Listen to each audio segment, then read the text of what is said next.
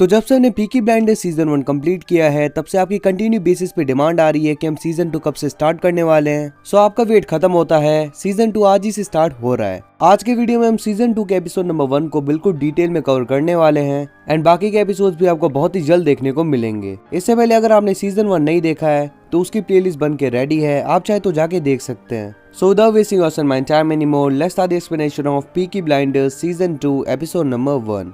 Season 2 की starting वहीं से होती है जहाँ पे सीजन 1 एंड हुआ था। कैम्बल ने ग्रेस पे गन पॉइंट कर दी थी और हमें गन शॉट की आवाज सुनाई दी थी।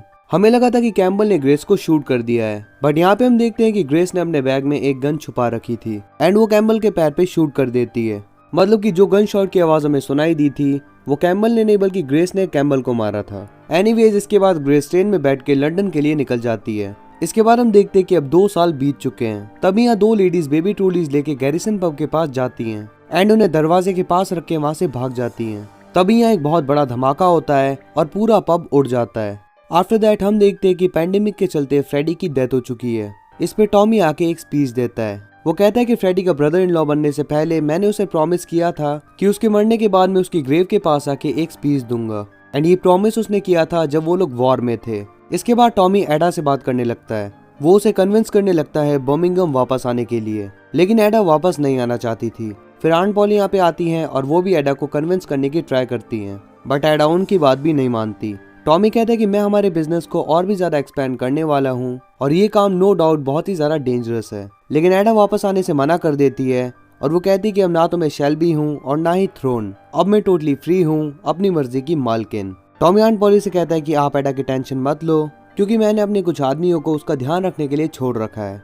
फिर आर्थर यहाँ पे आके टॉमी को गैरिसन पब के इंसिडेंट के बारे में बताता है। वो लोग जाके देखते हैं तो वहाँ पे एक इंस्पेक्टर भी होता है। इंस्पेक्टर कहता है कि किसी ने भी ये धमाका होते हुए नहीं देखा है। टॉमी उसे रिश्वत देते हुए कहता है कि सबको बता दो कि ये गैस लीक होने की वजह से हुआ है। तभी आंट पॉली को ब्लास्ट के कुछ प्रूफ मिलते हैं और वो ये टॉमी को दिखाते हुए पूछती है कि आखिर हमारे साथ ये कौन कर सकता है। इसके बाद टॉमी जाता है ब्लैक लायन पब में, दी वन एंड ओनली पब जो कि गैरिसन पब को टक्कर दे रहा था। यहाँ पे एक बच्चा आता है और पूछता है कि तुम सब में से पीकी ब्लाइंडर कौन है।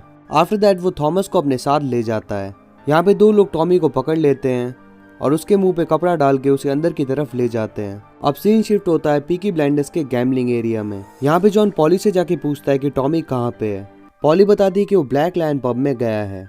जॉन कहता है कि वो अकेला क्यों गया, बिकॉज वो जगह पीकी ब्लाइंडर्स के लिए खतरनाक है। पॉली कहती है कि वो सब कुछ अकेले ही करता है। फिर जॉन उनसे कहता है कि एडा हमसे बहुत ही ज्यादा नाराज है, वो हमसे नफरत करने लगी है। पॉली कहती है कि तुम जरा भी टेंशन मत लो, वो बहुत ही जल्द वापस आ जाएगी। अब वो पूछता है कि हमारे पब का ये हाल आखिर किसने किया। पॉली कहती है समय आने पर पता चल जाएगा एंड इसके बाद वो उसके सवालों से तंग आके उसे बाहर भेज देती है। On the other hand Tommy को ये लोग अंदर ले आते हैं और उसके फेस से वो कपड़ा हटा देते हैं। उसके सामने एक लेडी और एक आदमी बैठा होता है। वो उनसे पूछता है कि क्या तुम्ही ने मेरे पब का ये हाल किया।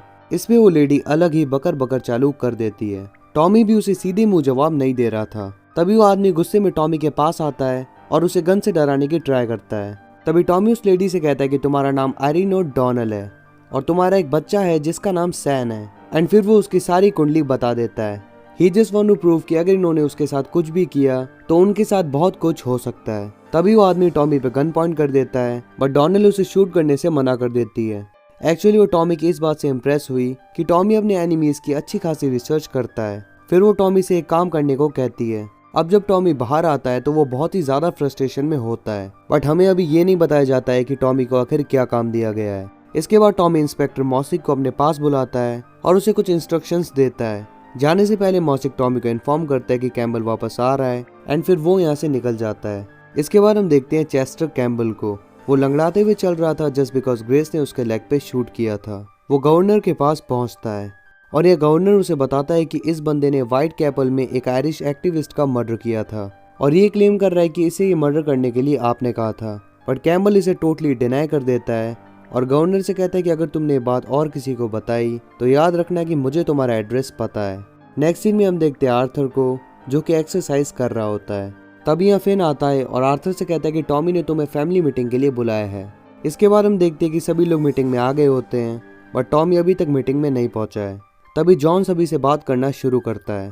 वो कहता है कि Shelby brothers limited more than 150 pounds कमा रही है पर डे। तो जब हम वैसे ही इतना अच्छा परफॉर्म कर रहे हैं तो हमें लंदन तक एक्सपेंशन की क्या जरूरत है। तभी वहाँ पे आ जाता है टॉमी। अब एस्मे यहाँ पे कुछ कहना चाहती थी एंड टॉमी उसे बोलने का पूरा मौका देता है। एस्मे कहती है कि हम यहाँ पे बहुत अच्छा परफॉर्म कर रहे हैं बट लंदन तक एक्सपेंशन करना ठीक नहीं है बिकॉज लंदन ज्यादा रिस्की एंड डेंजरस है। वो कहती है कि मैं अपने बेबी और हस्बैंड के साथ एक खुशहाल जिंदगी जीना चाहती हूँ। फिर टॉमी कहते हैं कि जब तक हम लोग साथ हैं हमें लंदन में कोई दिक्कत नहीं आने वाली। हम बिजनेस को लंदन तक एक्सपेंड करेंगे और जल्दी हम जो करेंगे वो लीगल हो जाएगा। तो जिस किसी को जाना है वो जा सकता है और जो रहना चाहता है वो जान ले कि हम कल से एक्सपेंशन शुरू करने वाले हैं। लेकिन ये चीज़ आंट पॉली को अच्छी नहीं लगती। वो टॉमी से कहती कि तुम्हें ऐसे डिसीजन लेने से पहले मुझे बताना चाहिए। अब टॉमी सेफ खोलने लगता है बट पॉली ने कॉम्बिनेशन बदल दिया है। टॉमी उसे कॉम्बिनेशन मांगने की बहुत ट्राई करता है बट वो कॉम्बिनेशन नहीं देती। तो टॉमी पॉली को अपना सारा प्लान एक्सप्लेन कर देता है कि कैसे वो लोग अपने बिजनेस की स्टार्टिंग करेंगे इन लंदन। लेकिन फिर भी पॉली को डर लग रहा था कि कहीं इन लोगों को कुछ ना हो जाए। आफ्टर दैट टॉमी जाता है लिजी के पास और उसके साथ इंटीमेट होता है। पेमेंट करते टाइम लिजी कहती है कि मैं चाहती हूँ बस एक बार तुम मुझे इसके लिए पे ना करो। फिर टॉमी यहाँ से निकल जाता है।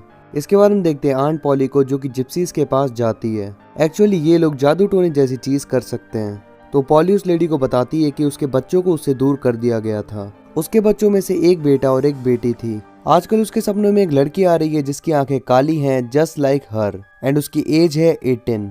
अब गौर करने की बात यह है कि उसकी खुद की बेटी की एज भी 18 ही होगी अगर वो अभी तक जिंदा है तो। So she just want to confirm कि वो जिंदा भी है या नहीं। फिर हम देखते हैं कि पॉली रोती हुई बाहर आती है विच क्लियरली शोज कि उसकी बेटी मर चुकी है। फिर हम देखते हैं कि टॉमी एक आदमी का वेट कर रहा था जिसका नाम है एमन डगन।